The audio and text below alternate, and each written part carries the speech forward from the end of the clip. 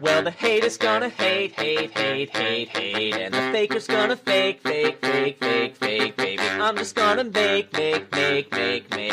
making luck, a Dominion podcast. Welcome to Making Luck, a really bad high five podcast. Yeah, so... Hi, Jake, how you doing? Pretty good. How about you, Adam? That was a good one. Yeah. I'm a little irritated today. You know why I'm irritated today? Because you lost some games at Dominion. No. I was irritated before that. Cool. What are you irritated about? So, as you may know, my wife is over 95% pregnant at this point, and it's come to my attention. I still think she's 100% pregnant, but that's just us arguing about what pregnant means. But go ahead. It's like a loading bar, right? In my mind, she was 100% pregnant from day one, from inception, conception of the baby, of the zygote. Inception of the conception. Actually, technically, it was not a baby. It was the first day of her last political. completed menstrual cycle, which is bizarre, but that's how they count it. Okay. But anyway, so in my mind, that's when she was 100% pregnant. Because you're not. How are you half pregnant? You're pregnant or you're not? You just said she was 100% pregnant before conception, and that's hilarious. Yeah. It's like. But to me, it's not about the destination. It's about the journey. Actually, now that I say that out loud, it's definitely about the destination. Right. I don't think that your wife wants to be. Yeah, she's done with that now. The size she's of. Tired of it. Actually, she's still not that big because she's a small person. Right. She's bigger than she's used to being. It's my small-framed wife with a basketball. Right. That's what it is. Right. Yeah. Totally. So anyway, I'm going to have a child soon. And one of the things I need to do is make sure I'm up to date on my Tdap vaccine. The P there stands for pertussis, and that's the important one because that's whooping cough. Babies are susceptible and they can't get vaccinated for a little while. So if I'm going to be around the baby, which I will, then I'm going to need to get vaccinated for that just for safeties. Right. So I called my primary care physician to schedule that, and they said, sure, come on in. You can come in today. So I did. And I got there, and I was like, hey, I'm here for my Tdap vaccine. They said, oh, we don't do that. We only give the TD vaccine. That doesn't have pertussis. And I'm like, well, that's kind of the whole point. And they're like, yeah, it is kind of the whole point. Sorry. So I'm going to get a new primary care physician. Yeah. The last time I went in there... And if you have recommendations, leave them in the comments. Yeah, please. I'm going to ask my pediatrician if they can see me too. And the answer's going to be no, because they only see until they're 21. And I'm older than that. So that's unfortunate. Yeah. I mean, can't you get those vaccines anywhere though? Yeah, I'm gonna go into a little clinic. Go to Kroger. Just gonna walk in. Yeah. So I'm gonna do that. But I thought, my PCP is primary care physician, not the drug. Nobody does PCP anymore. Yeah. I was saying I was working with PHP. And, everyone got confused. You're doing drugs at work? No. Wait, is PHP even a drug? No, it's not. PCP. HGH, PCP. Yeah, so, okay. I'm not doing drugs at work. I mean, I guess sometimes I take ibuprofen also, because my mouth PHP still a pretty hurts. well-known programming language? Yeah, but, these were non-technical people. And not among drug dealers. Gotcha. Yeah. So, anyway, that was good. I think what I'm really going to do is I'm going to hire some goons to go to my primary care physician and whack him in the knees. How about that segue? I agree, Adam. That was a great segue because our last episode was about goons. And we talked a little bit about what that card does and what it means for the kingdom. And we also talked about a kingdom we were going to be playing over the week that had goons in it. And we talk about what we do with that kingdom and how we play it out. So, yeah. You want me to read you the cards in that kingdom? If you would please, in your silky caramel baritone. I'm sorry, I'm a tenor. I don't really know what those mean, but yeah. I appreciate you calling me a caramel baritone, but... I just know that first tenors for life, yeah. Okay? First tenors for life. Anyway, I'll move the... What am I? Probably a baritone. Everyone's a baritone, but I'm really proud of the fact that I'm a tenor. Okay, I don't know what those mean, but I believe in you. Yeah. Well, okay. Pretty much every man is a baritone. Pretty much every woman is a mezzo-soprano. Anyway, this kingdom had Crossroads, Pawn, Night Watchman, Marauder, Rats, Sacrifice, Horn of Plenty, Vault, Altar, Goons. We had shelters this game. One more time for our audio-only listeners. Crossroads, Pawn, Night Watchman, Marauder, Rats, Snackerfice, Horn of Plenty, Vault, Altar, Goons, with shelters. That was a really chocolatey tenor. Well, I was trying to be caramely. Or marshmallow. And as you can see, as a tenor tries to go deep, it sounds like that. So Nice. That's what you signed up for, man. Nice. Nice. Oh, yes. Really gotta Welcome to Making Luck, a man's podcast. bring it out from the chest. Yeah. So, From the diaphragm, not your chest. yeah, we talked about a few different ways that we might go in this kingdom. And there was... the point that we came to was that there were two different directions you could go. And we were wrong about that, because there's really only one direction you Well, can no, go. I don't think we were wrong about it. I just think maybe we didn't describe one of the directions as well. So the first direction was this idea that you're using Sacrifice and Rats as your form of village and draw. Yeah. And you want to try and get thin using these cards, and then use that to play a lot of goons. Right. And then the other direction was the bad direction. Right. And I just think we didn't describe that quite as forcefully as we needed to. Well, partially because it's hard to know what that direction is doing, because there isn't actually a whole lot to it, yeah? Yeah, you buy silvers, and then you buy goons, Yeah. and then question mark. And Yeah. then you lose. That's what you do. Right, and then you lose if your opponent goes for Sacrifice Rats, because it's actually really good here, and... Turns out goons is broken AF. Yeah, it's broken enough that you're willing Broken to go as fudge. through some weird hoops to enable playing multiple of them in a turn, just because it's like even kind of possible. You really just want to go for it, because if you don't do it and your opponent does, he's just eligible for so many more points than you are, and that's how you lose games. Yeah, so if you're getting goons attacked every turn, it's really, really hard to score points by getting provinces. And it's even harder to end the game that way. So you're just kind of sitting there scoring points whenever you can. And it's not very many points. Right. And if you're just sitting there, like, playing sacrifices as, like, you know, trash a pawn or a ruin or whatever, and then you play, like, 2 or 3 goons a turn, and then you buy, like, I don't know, a sacrifice or a rat or a goons or a pawn, and you get, like, 4 points, and your deck wasn't worse. It turns out that's way better than doing garbage and making your deck worse. Right. Yeah, that is a lot better than the other thing you said. And The bad thing. it's pretty obvious in hindsight. Yeah. In retrospect, looking back, it's It just feels like... really bad on turn 26 when I have, like, 2 or 3 provinces, and, like, my deck is awful. And the my opponent opponent has just is- as many, if not more, points. And my opponent has just as many points, only my opponent can play 2 to 3 goons per turn somewhat reliably, and has all the control over what happens. They can do this as long as they want until the game's over. Goons is a really good card. Yeah, you definitely have all the endgame positioning in the world. Like, you have a lot of control over when the game ends, because, as Adam mentioned, 3-card hands suck to buy provinces with, and they suck to do the goons thing with, too, but they're kind of just a fact of life on this kingdom, as, you know, any kingdom is, as they are in any kingdom that has goons. You just need to understand it's going to be played on you every turn at a certain point. Now, how you play the deck that we're advocating as the best one is kind of interesting, because it's not a deck that plays in a super intuitive way, or rather, it's a deck that you can really screw up really easily trying to play. Yeah, like if you run out of rats. So, I don't actually think that's the worst thing that can happen to you, running out of rats. I think you would prefer It's bad, not to, and you but, should try not to do it. But I think that there are times when you kind of have to go lower in the rat count, or maybe even trash your last rats. That feels really bad. Just to kick your turn off, because sometimes it is just that important to do it.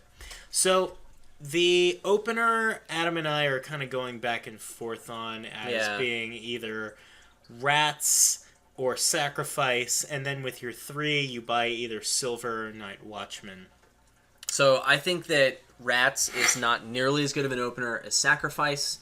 I understand a couple of people are trying to convince me that that's not true.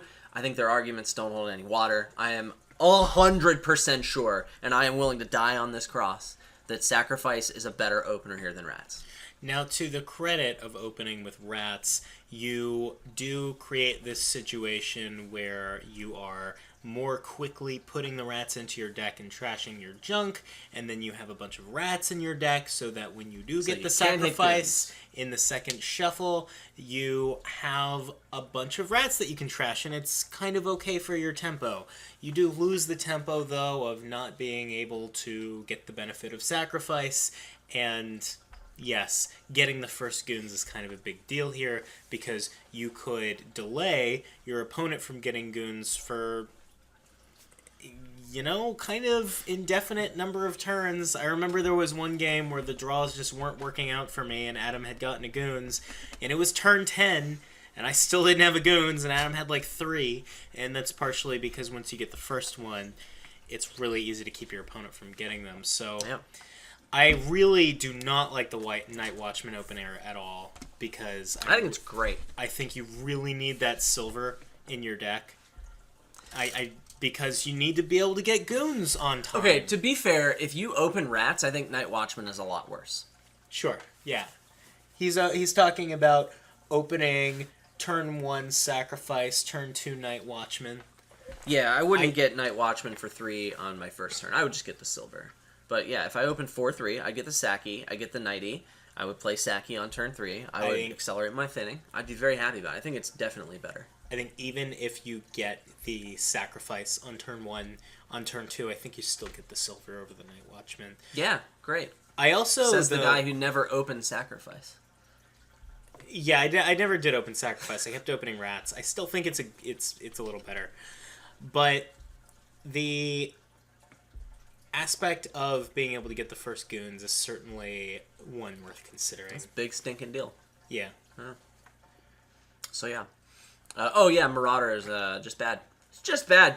It just feeds your opponent's rats and sacrifices. And Ruins stuff. don't really hurt, and the terminal space needs to be used for other better things, I guess. I don't know. It's It's bad. You actually find yourself buying ruins a lot. Wow.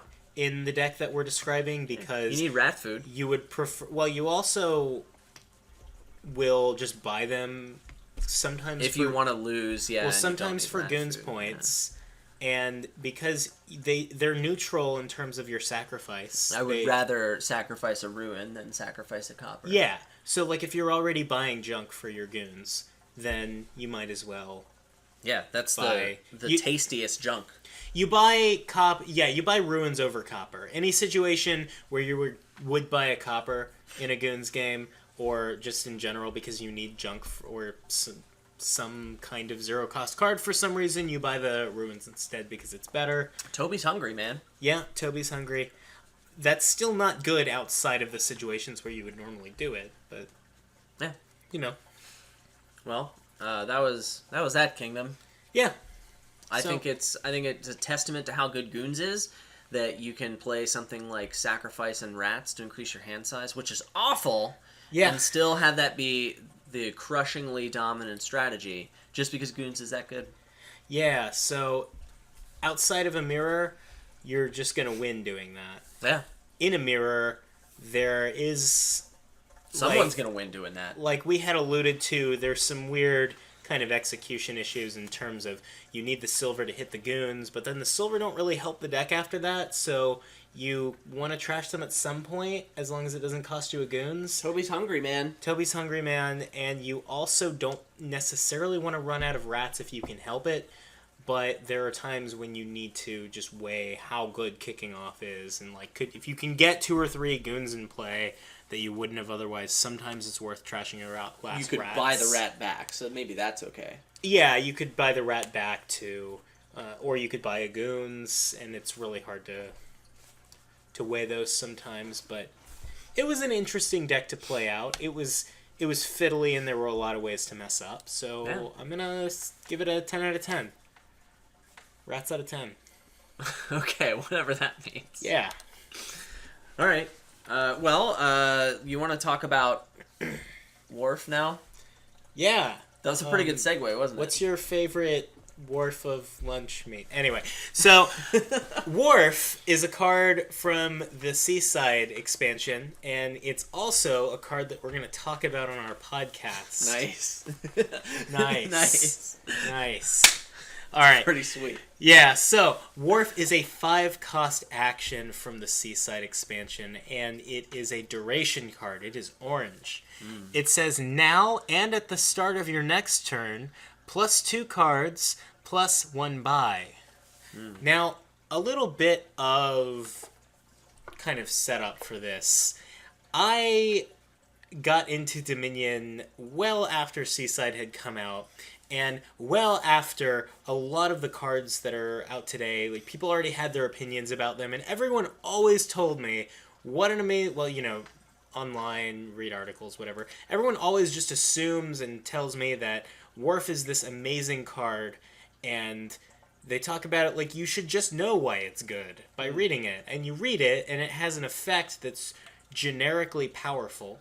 It's easy to see why it's good, but I didn't really get why it was as good as everyone was saying it was.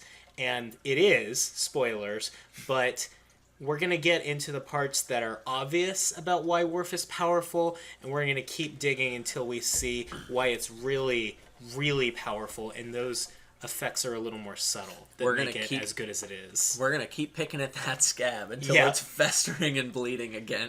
With skill at Dominion. Festering with skill. Festering with skill. Yes. So, I don't know if you know this, Jake, but if you get to draw cards at the start of your turn, that's amazing. Yeah, right? It is. So first of all, it's safe from discard attacks. Yeah. So if some jerkbag plays a goons on me, and I've got Wharves out, I'm not totally screwed. Right. You would rather not get goons, because then you could have the cards you discarded and what you draw, but I still have 7 cards. yeah, you get to kick off, yay! That's so many cards. Yeah. I love cards at the start of my hand. They're the best cards.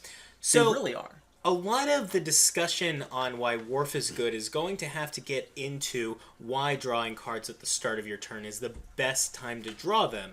And in doing so, we're going to cover a little bit of ground and why some other cards are as good as they are. Cards like Haunted Woods or Den of Sin or, you know, kind of Gear. And we're also going to get into why some of the attacks are as brutal as they are, like Relic or Minion. Why are those attacks so bad when they only cost you a card? It's because losing or gaining cards at the start of your turn has the biggest impact in terms of how good that turn ends up being. So, like, a lot of Dominion cards are balanced around the idea that you have 5 cards at the start of your hand. So, you know, if you end up starting with less, that's really bad for some cards that really needed all 5 of those. Yeah. Like, I don't know, Cellar or something. Sure. But if you have more, then certain cards get really, really good. Like Cellar. Like Cellar. Yeah. Imagine that. Yeah. So, you can really bust up some stuff. You can really bust out the jams. You can jam the busts. You can definitely. You can jam so many busts by just starting your turn with more cards in your hand. And that's just from a really simplistic perspective of I have this card that's really good when I start with more cards in my hand. And then if you zoom out even more and you're looking at this entire deck, it has a plan of drawing itself that, you know, maybe Wharf can help you do because it draws cards. You actually the biggest thing is if you draw cards at the start of your turn, you are decreasing the chances that you have a bad turn in terms of finding all the components you need to kick off. Yeah, so we get into this concept that I think was detailed really well in an article recently by Markuson, which is this idea of stop card capacity, which we'll kind of come back to.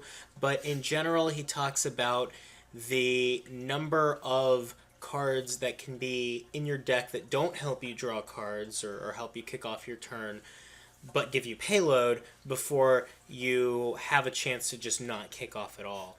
The thing about Wharf that makes it so good is that it gives you the cards at the start of your turn so that you have a better chance of lining up two cards that maybe have some synergies together and help you make that turn all it can be. We're thinking about like Village and Smithy, or Shepherd and a bunch of junk that you threw into a Shepherd deck.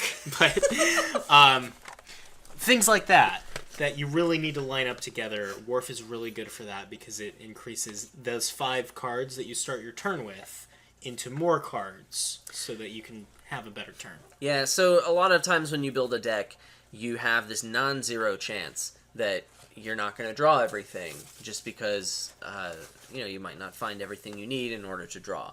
You might get a bad draw. The article you referenced kind of doesn't talk about that. Sure. And we have many mini-sodes that have been recorded that are probably going to be coming out soon that address the math behind this. However, if you're looking at cards that you draw at the start of your turn, you don't have to do that math. All the math you have to do is just saying, can I draw my deck, or the equivalent of my deck, with the cards from the start of my turn? Yeah, definitely. So we think about the cards that are in your deck that don't draw cards or that don't give you actions or what have you, and we tend to call those stop cards. And we also tend to look at those as the things that make your turn good by playing them, the things that help you buy cards or attack your opponent or something. And so the idea behind the risk-reward dynamic of having a bunch of more stop cards in your deck, along with the theoretical ability to draw them all, like with draw cards like Lab or, Wharf, is that you set your deck up to theoretically have this possible amazing turn, but it becomes more and more likely that the turn duds out or doesn't kick off because you only start with those 5 and you need to line up 2 particular ones to draw and keep going. So that doesn't just apply to drawing your deck or not drawing your deck. The risk-reward dynamic we're talking about applies to really just how good those turns can be in general, and that's why Wharf is so good in pretty much every situation. Yeah, if you're going to draw your deck, you have this big problem. Most turns stall at the beginning of the turn when you have these 5 cards and you didn't find what you need. By increasing that number, I think the biggest thing that happens is, you decrease the main factor that could cause you to have a dud turn. Yeah. So, drawing cards at the beginning of your turn, it is the best time to draw them for that reason. And, Wharf draws cards both now and later, so I'm not suggesting that the best way to build a Wharf deck is to build it so that you're drawing everything before your turn starts, and all of your Wharves that you play for next turn are just overdraw. That's certainly excessive. I think the power here is that, you can have a whole bunch of cards in your hand that you drew a lot of to start with, and then you're going to have a very small chance of dudding, and then you draw the rest of them with the Wharves that you have. Right. And the real power behind that situation, too, is making it less and less likely to dud with a card that also gives you buys means that you're also able to shove more and more. You can get greedier, so to speak. You can shove more and more cards into your deck that just make your turn be able to do more. So if you have this situation where you're overdrawing by so many Wharves, well, you shove some golds into that deck and all of a sudden that turn's getting a lot better. Sure. So I think a good metric here is to say that a lot of decks that want to do this, that play a village and then a draw card that requires that village. So like the Village Smithy example. I wouldn't really consider building that deck if there was no thinning unless there was a whole bunch of other support for it. Just because that deck is going to have consistency issues. I have 5 cards, I need to find my village and my smithy, or else I'm going to have a bad time. Right. Or else, if I French fry when I should be pizzaing, you're going to have a bad time. You're going to have a bad time. So I think Wharf, though, is strong enough in the fact that it does draw you these cards at the start of the turn that you don't need thinning in order to build this deck and have it be not only reliable, but really great because you're drawing these 7 coppers and you can spend them every turn. Right, definitely. So that's not to say that you don't want to thin, because you still want to do that. Like, you'll still get the benefits of thinning if you choose to do that, but the draw is so strong that you don't actually need to. And so, you could thin out the bad cards and put in good cards, and now you're just reliably drawing all of these amazing cards, and your turn is that much better. So, do that. Definitely. Yeah. So, you have this. There's a comparison that I hear people make, and it goes like this: if you play a Wharf every turn, then you're getting really close to this ideal case where you're getting 4 cards and 2 buys out of a Wharf play. Yeah. And it's even better because 2 of those happen at the start of your turn. Just next turn, but you had the last one. Well, right. So it's not necessarily strictly even better because they're not all happening at once or right now. And the fact that Wharf is orange means that that card that's doing that is missing the shuffle more often.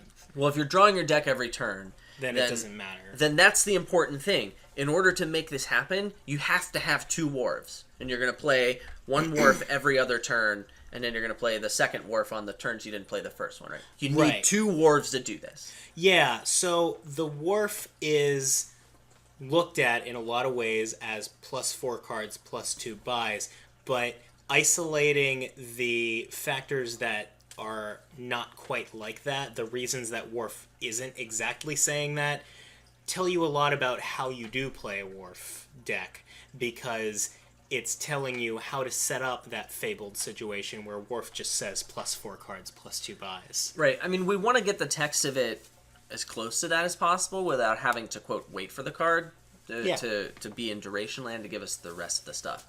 And in theory, when you're playing a Wharf every turn, then the first time you played a Wharf was a little sad. But now for the rest of the game, provided you can get one of that pair of Wharfs in play every turn, then that's what you're getting out of your Wharf. It's actually, what you're getting out of your Wharf is better because you get those 2 cards at the start of your turn, and that's really great. Definitely. You can think about Wharf in this respect as having 3 distinct benefits, and you get cards and a buy now, and that's the worst thing it does for you. And then you get cards and a buy next turn, and that's one of the best things it gives for you. And then there's this overall impact on your deck, which is that it created this card that has +4 cards, +2 cards in a way, and it makes your turns better by having a starting hand of 7 instead of 5, and that's the best thing it does. Sure. So, I mean, when we make this comparison, it's really easy to put it next to Council Room and say, wow, look, this is better than Council Room. It doesn't draw my opponent a card, and I get an extra buy, and I paid the same for it.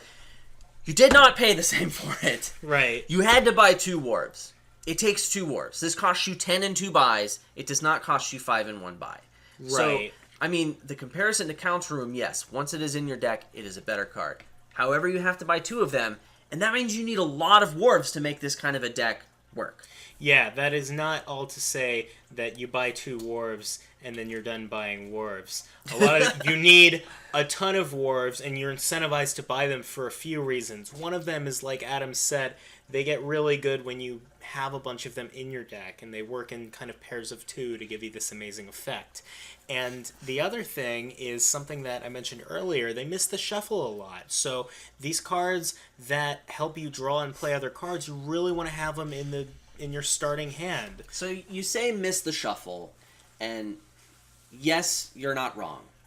If I'm drawing my deck when I have that pair of Wharves, that compensates for missing the shuffle. Because I shuffle every turn, so I only play it every other turn. Right. It's just that gets harder and harder to do the more stop cards you shove into your deck, which you want to do to capitalize on this immense draw power the Wharves are giving you. Sure. So I think right now we're in the discussion where there is a village, and the correct, well, God, I just said the C word. I'm so sorry. A really good way to build this deck is to just put more Wharves in it. Right. Because you can play those Wharves, you get multiple Wharves out every turn, and so you're drawing all of this payload you put in your deck. Right. That's the way you want to build a deck. If I have a village, that's what I want to do. It's really OP. The more Wharves in that case that are playable, obviously, that you shove into that deck, the more treasures or other stop cards of whatever nature you can shove in and still reliably capitalize on them every turn because you draw them. So you need a pair of Wharves to do this thing. There's not 20 Wharves in the pile. Wharf is not Toby. There's only 10 of them. And so you're going to need a lot of these, and if you are being contested at all, which you probably will be because Wharf is a really good card, you're going to need to think about the Wharf split. Yeah, the Wharf's empty quite a bit in games where both players really know what they're doing. Because the Wharf is a card that you really want in quantities, and not only is it worth putting a bunch of Wharfs in your deck because it determines how much payload you can put in and how greedy you can get, but it also becomes worth denying them to your opponent at a certain point. Even when Wharf is not the best card for your deck, sometimes you just buy them anyway, because leaving your opponent with not enough Wharves is kind of a win condition into itself. Sure, the fact that you need a pair of Wharves to step it up to the next level. Hashtag step it up. Hashtag step it up. With that pair of Wharves. Hashtag it means, pair of Wharfs. Yeah. The fact that you have that dynamic means that there's a big difference between having 6 Wharves and having 4 Wharves. Yes. 3 Wharves in play at the start of every turn versus 2 Wharves in play at the start of every turn. At the very least, it determines how much gold you can shove into that deck and still reliably kick off every turn and be able to spend all the gold. Even provinces. Right, or the provinces some decks too. want to buy those. Yeah, and obviously there's stuff in the kingdom that may be better than gold or province, but you like silver. We're just using the treasures as examples here. The guy who has more Wharves than the other guy can get greedier with his deck building. And I would say that if you only have 3 Wharves, you're out of the game. You can't get something. Empty, yeah. Yeah, you can't really get anything going like the guy who has 7 Wharves. Now, of course, if there are other resources that are as good for draws and buys, or not as good, but at least passably so, and you can get a lead that way, sometimes you can make it up. But that's really rare because Wharf is so good at what it does. Yeah, it's you're still going to be behind. Maybe you just haven't lost the game completely, I would say. The other thing about the Wharf pile depleting is that RTT mentioned in the Discord that Wharf is one of the cards that makes him think about estate pile outs. Yeah, it's third on the list. Yeah, it does, because it gives you 2 cards in a buy, so it kind of itself can buy an estate as long as your expected value per card in your deck is at least a coin. Yeah, you're going to... when you have buys in abundance, this is definitely when you think about estate pileouts. Yeah. The other 2 cards are City and Grand Market, which, are a little more applicable, but Wharf can make it happen. Yeah. Usually the Wharf's empty. The estate is a second pile. So if there's some other pile out there, maybe a village that both people have taken a chunk of, it's just something that really should be in the back of your mind. And if you have more Wharves, you have an advantage in that situation. Right, and this was not to get onto a tangent of how Wharf games tend to end. This is just kind of one other reason that losing the Wharf split can be brutal, because by the time it happens, even if those other control resources are there, you might not have time to leverage them. Sure, I would definitely say that when this Wharf split becomes a priority, or when you're able to start getting more Wharves and adding them to your deck and drawing more, there will come a point in time where you're going to either put Payload in your deck, which is the best card for your deck, or you're going to think about getting a Wharf so that you don't lose the split. And I would say more often than with a lot of other cards, I'm going to want to get that Wharf, even if it means I overdraw a lot. Yeah, or if it just denies it to the opponent. If the opponent can forever just have this defect of not having enough Wharves because you bought it, even though you didn't need it, it's sometimes worth doing. Someday you're going to need it, I'm pretty sure. Yeah. If you can play 3 Wharves per turn, then adding a 4th one to play seems reasonable. Maybe not always, but most of the time it feels like that's probably something you want. Yeah, totally. So yeah, having Wharves in play, it kind of helps you get more Wharves in play. Yeah, definitely. So let's say you've thinned, or maybe you haven't. You're gonna come across a certain point where you have control over your deck, right? You're starting to draw it or close to it. You're getting a Wharf out reliably, then you're maybe getting 2 Wharves out reliably, and so you have this cycle of growth. This tends to happen a lot more frequently when you have thinning access, so you can line up your village and your Wharf. Yeah. If you don't, you're kind of sad, because you kind of just have to shove cards in the deck and hope they line up someday. And then when they line up, you're happy because that means they're going to start lining up more on future turns because you're starting your turn with more cards, right? Yeah, Wharf gives you this sort of snowballing, not necessarily snowballing over your opponent in terms momentum. of advantage. Yeah, momentum. It gives you this momentum of reliability and payload for the turns. Yeah, and so it's making itself more consistent, and, at some point you're going to stop building that deck. Whether that's because the Wharfs are out, or because you are getting green cards or whatever. Well, yeah. If there's no village, by the way, the Wharves won't necessarily run out. Sure, but I'm still kind of in the we have a village scenario. So we keep building the deck, and then we're done building it, and the deck is very, very consistent. Because I have Wharves last turn, I'm able to get my Wharves in play this turn. And as long as I'm able to continue playing my Wharves, I'm going to continue to have a good time. Now, someday, maybe I've added a lot of green, maybe I put too much payload, not enough draw on the deck, or maybe I just had a really unlucky turn. Wharf doesn't guarantee you to kick off. It just makes the likelihood of a dud really small. No, you're entitled to kick off. Okay, yeah. You are good enough, listener. Yeah, you're entitled to kick. You deserve kicking off. Yes, especially if you get all the Wharfs. But it doesn't guarantee it. It just makes it really, really likely. Right, and so if you have one turn where you don't play enough Wharves, your momentum is gone. It can be. It can be lot. I mean, there are varying degrees of how much it hamstrings you to have a dud turn. But any deck that relies on a certain rhythm or momentum, like relying on draw for Wharves, or I keep making fun of Shepherd decks, but like a deck that is relying on Shepherd too can have this problem. Any time that you are relying on momentum and lining up cards or seeding things for next turn, having a single turn where it doesn't work out can really hamstring you for the whole shuffle, if not then some. Sure. So I think there's something specifically about duration cards, though. Because a lot of times if I have this deck without duration cards and I don't kick off one turn, then a lot of the time I'm set back by a turn. I kick off the next turn, and then I'm just one turn behind. With Wharf, if my deck crashes on me, the consequences of that are going to be much more than one turn's worth of pace. It is going to take me more than one turn to build that same momentum back up. Yeah. That's a huge deal. I mean, Wharf kind of helps you solve that problem by giving you that extra consistency.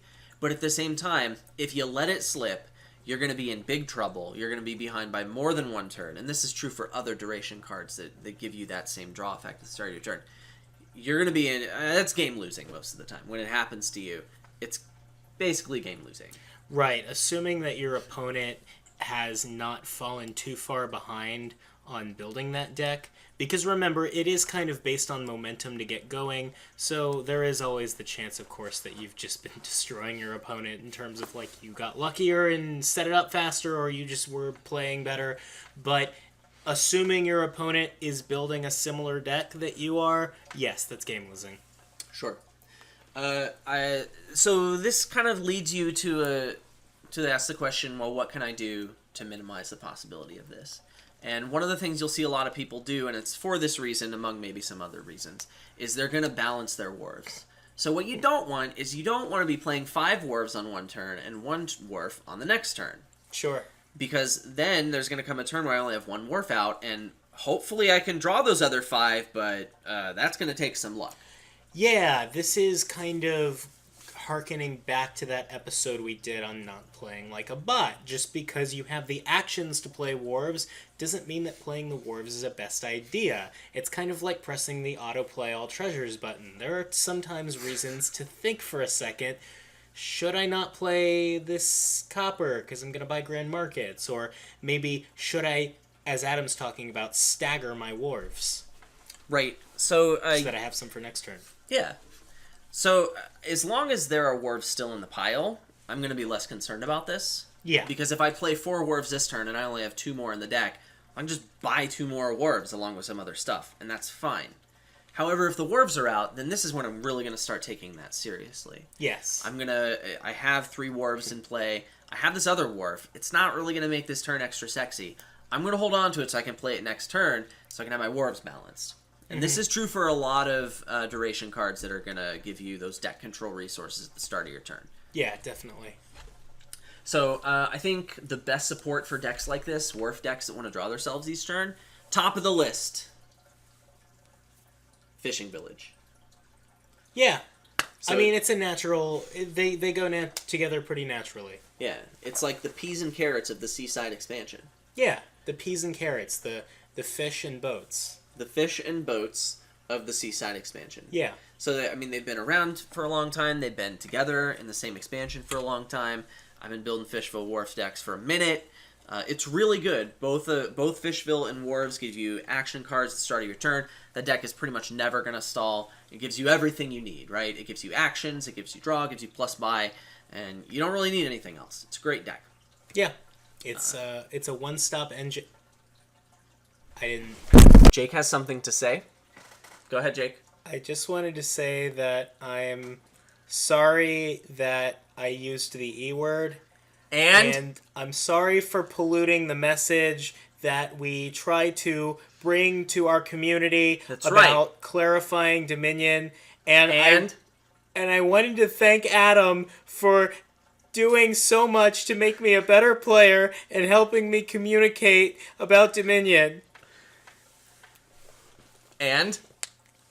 I'm sorry. Just don't hurt her. So yeah, anyway, Fishing Village and Wharf is it's a really good deck all in itself.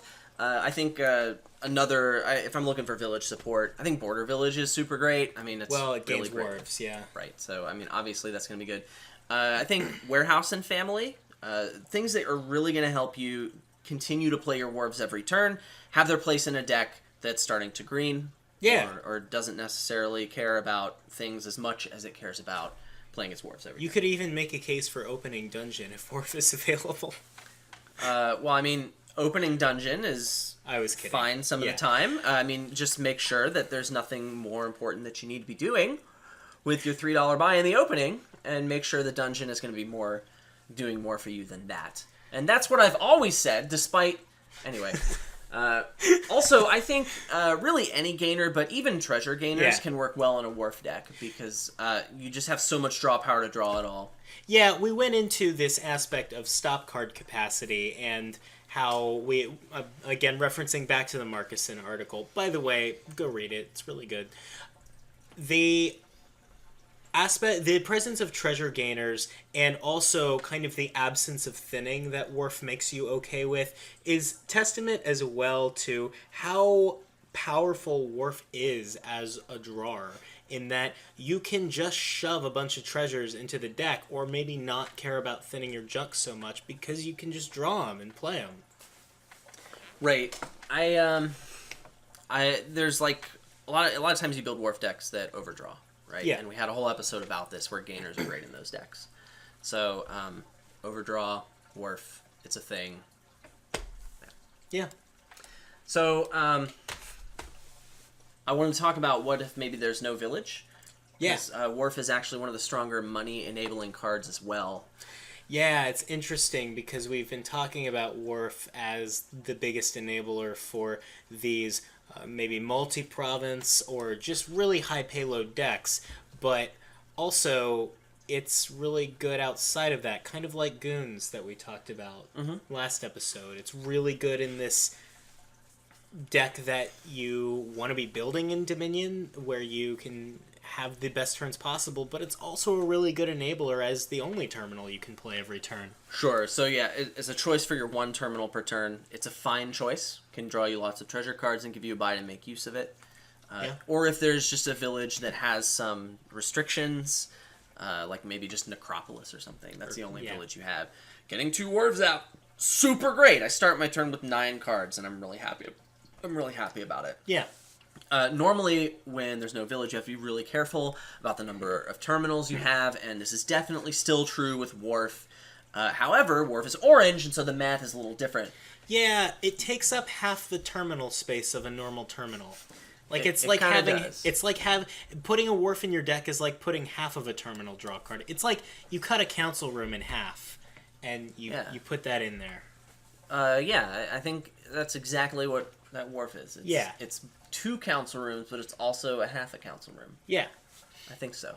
So, I mean, that's true when you're drawing your deck, right? And you had alluded to the idea of missing shuffles before. Yeah. And so it's an orange card that draws. It's going to miss those shuffles, and that means you can put more of them, and you should put more of them in order to increase the chance of you playing one every turn than you would with something that wasn't orange.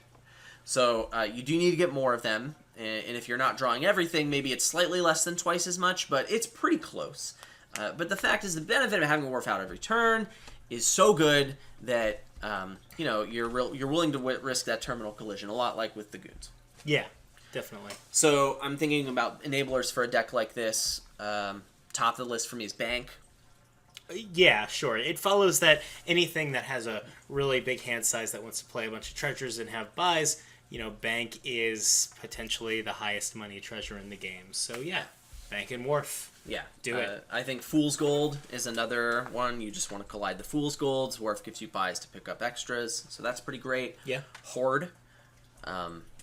Wharf and Horde. I've been around for a minute. I used to play those decks. Yeah, those cards have been around, They're classic, and we keep coming back to these cards that really don't mind you having a ton of treasures in the deck. I mean, if I'm playing a money deck, I certainly want the treasures. Yeah. And so Wharf allows me to gain golds with my buys and have, other things left over for buying green cards or, that's how I get the golds. But, maybe buying more Wharfs or whatever to make the deck better. Minor support could be something like Courtier, more treasure gaining, likes the dual type, or Fountain. Yeah, Fountain. Work big money with Fountain. Gives me buys, pick up them coppers. I'm happy. And you don't mind having the coppers. It's not that big of a deal. Fountain's a lot of points, so yeah. That's like $1 million. It's like 55 points. Yeah, Courtier's definitely worth giving some real thought to, because as a treasure gainer, like you mentioned earlier, it also, like you mentioned earlier, takes advantage of the overdraw effect. So, if you've got the action support and you can get the money and get the gold from it, it turns into a really, really high payload that only something like Wharf could enable. That's true. Even without the action support, it's still pretty decent. Yeah. Like, if it collides with a Wharf, I can just get the action with it, and it's fine. And if it doesn't, whatever. I didn't need the action. I'll take my money or my gold, whichever is relevant. Yeah. Or both. Both is probably the thing you're most excited about, yeah. Yeah, but that seems a little far-fetched if I don't have any villages, but still. Money, gold, yeah, and then draw the gold. Yeah, feels pretty nice, yeah. That was very attractive, Jake. Yeah. All right, well, I don't have anything else to say about Wharf. Yeah, no, so Wharf is a pretty, like I said, generically strong card, and obviously it's also a card that's really strong for obvious reasons. Hopefully we have taken some time to illuminate some of the more subtle and less obvious reasons why Wharf is as good as it is. I don't think we're treading any new ground saying it's really good. But if you're anything like me when I was starting out with the game and you're wondering why is Wharf as good as it is, hopefully when we get into that you can understand it a little bit better now, while also taking the same lessons into account for why it really sucks to get hit with Minion or Relic. Those are like anti-Wharfs for you. Yeah. So if you take a Wharf and you fold it in half. Yeah. And then you make it into a little teepee. I was going to say run it through Photoshop and invert the colors. Oh, that's probably better, yeah. Yeah. Sorry, I'm just so used to the physical cards. Or Froch. It's Wharf backwards, yeah. Yeah, like that. And hopefully, like, understanding a little more of why will enlighten you to, like, maybe... how to play the Wharf deck. Yeah, like, tighten up the way you build it, or understand, like, this is exactly how it integrates and how powerful it's going to be in this certain context. Yeah, definitely. Yeah. So, to that end, we are going to be playing a kingdom that has Wharf in it, and that kingdom also has 9 other cards. So, I'm going to read those, and I'm also going to read Wharf. Nice. Yeah, so, these cards are Alchemist, Dungeon, Menagerie, Oracle, Temple, Butcher, Cursed Village, Library, Treasury, and Wharf. Once more for our audio-only listeners, we have Alchemist, Dungeon, Menagerie, Oracle, Temple, Butcher, Cursed Village, Library, Treasury, and Wharf.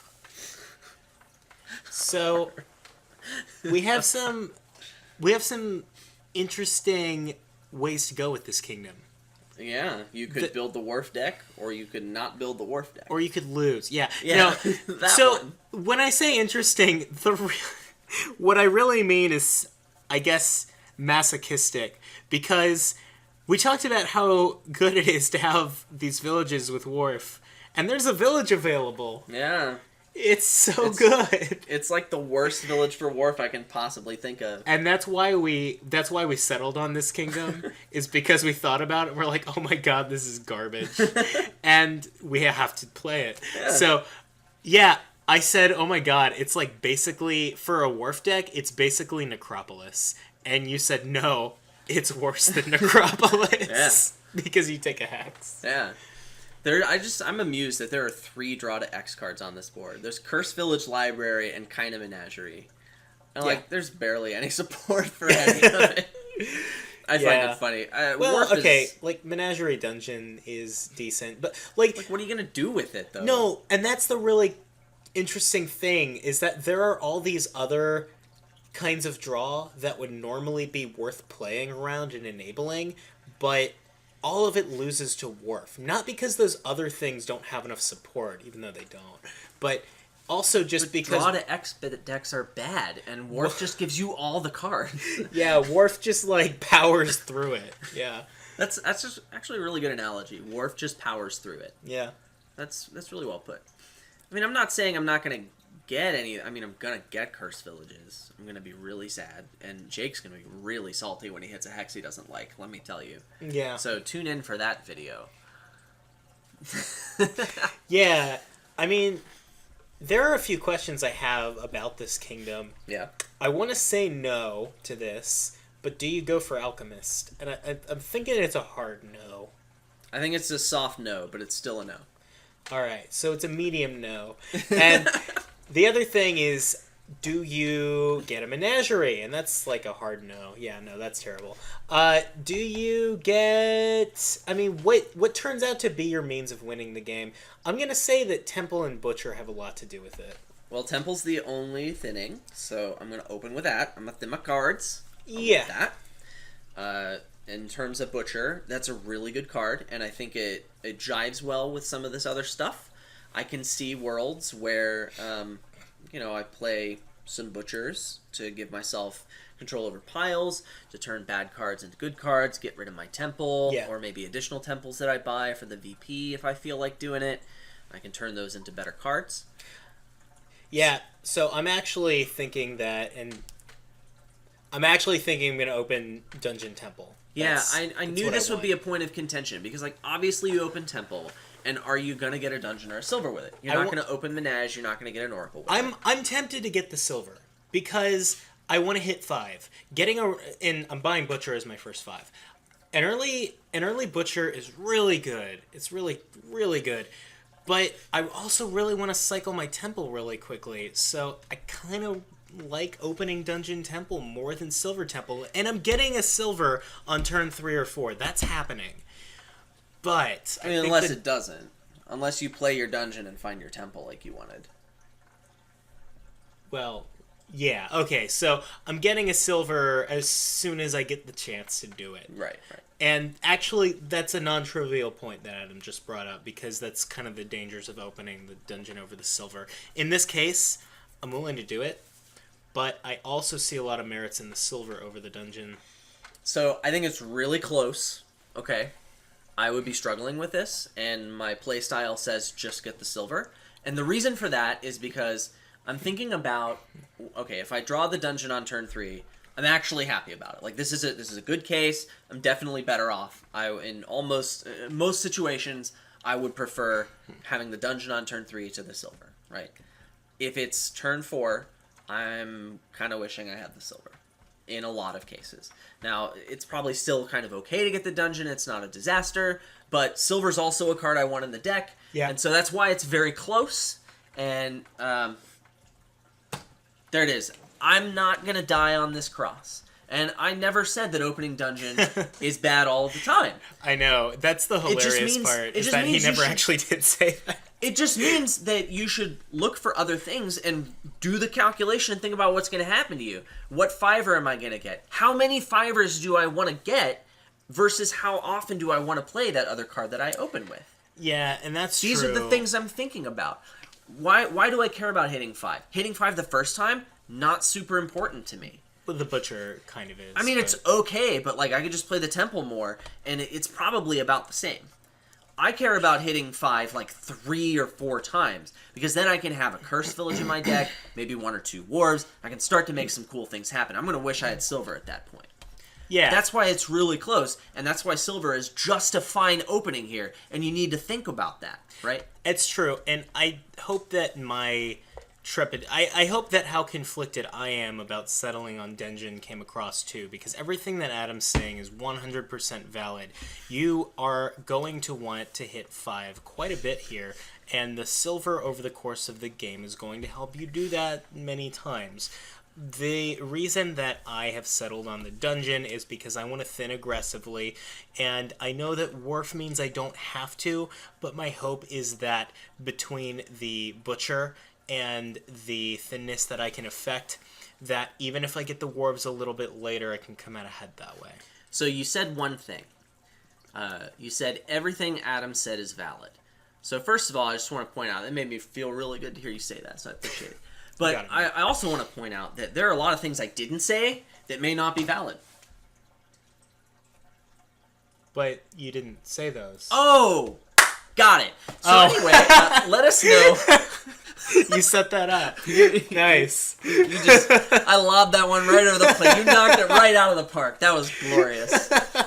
So anyway, let us know what you think. I mean, I'm sure everyone's going to be talking about Dungeon versus Silver in the opening. Great. What do you get with your first 5? What do you get with your second 5? What do you get for your third 5? What does it depend on? I think all of these are really interesting questions that I would really like to hear some discussion about, not maybe at the expense of other discussion, just, make sure... I think these are the crunchier decisions. Yeah. I mean, Dungeon versus Silver in the opening, I think both are fine. It's about equal. Like, the amount of advantage you get out of that is marginal. But, like, what you do with your 5s? Yeah. That's probably, that's a big deal. That's where the game could potentially be won and lost if you make the wrong call or it doesn't work out for you. As good as Wharf is, I think my first 2 5s are Butcher Curseville. But I am wanting to get a jump on the Wharf split too, so we'll have to see about that. Yeah, I mean, it depends on a lot. It depends on how many Silvers you have. It depends on how much you played your Temple. Depends on if you open with a Dungeon and you already have that in your deck. Yeah. It depends on a lot of things. And so, playing it out and just giving what you think, if you just think it's always this, I'd like to hear about it. So you can hit us up in the comments section on the YouTube video if that's where you're listening to this podcast. Or you can go on over to adamhorton.com. Yeah. You can check out the blog. There's some forums there. You can talk about this episode and this kingdom there. Or there's a link to our Discord server. Yeah. You can go on there. There's lots of places where people are discussing podcast, other Dominion-related things, including this kingdom. Yeah. And we would really like to hear from you. And memes. And memes. Yeah. Solid memes. Yeah. Another thing, my wife is very pregnant, and at a certain point I'm just going to disappear. That does not mean that there will not be podcasts. Yes. We've been working on a lot of content to keep us, going throughout this time where I'm not going to have that much time for the podcast. To keep you baby birds fed through the winter. That is startlingly accurate and invokes some really pleasant imagery. Thank you for that. You got it. But, we're not going anywhere. We have a lot of content lined up for you guys, and by we, I don't just mean Jake and I. Wandering Winter has been a mega bro and recorded like 10 mini-sodes, which are the episodes we're doing. And, when that bridge comes to us, we'll cross it, and, I'm going to try and be around as much as possible. Yeah. But we're not going anywhere. Wandering Winter is the extended battery pack to our Google Pixel. I was just going to say the same thing. Yeah.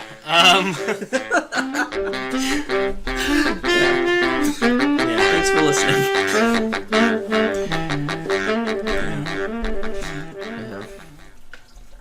That's a good one. Yeah. That's pretty good. Yeah.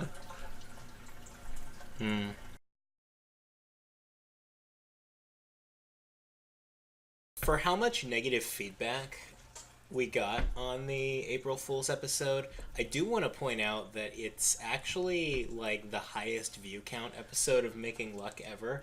Like if you look at our YouTube analytics, there's no it has more views than any other episode of Making Luck. So like it also has more like downvotes and negative comments. But hey, that's positive engagement. Right. So any press is good press. Like YouTube has a lot of metrics, right? And yeah. one of their metrics, which is one of the most important ones, is just engagement.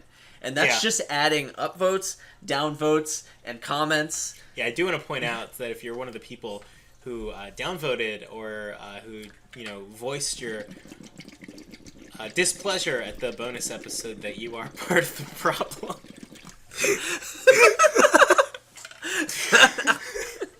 So if you have negative feedback, it's best to just stop listening to the podcast immediately and never come back. No, I mean keep sharing it because we gotta put food on the table. You gotta tell people how bad it is. Right? No, definitely. So make sure you link it to them. Welcome to Making Luck, a really bad.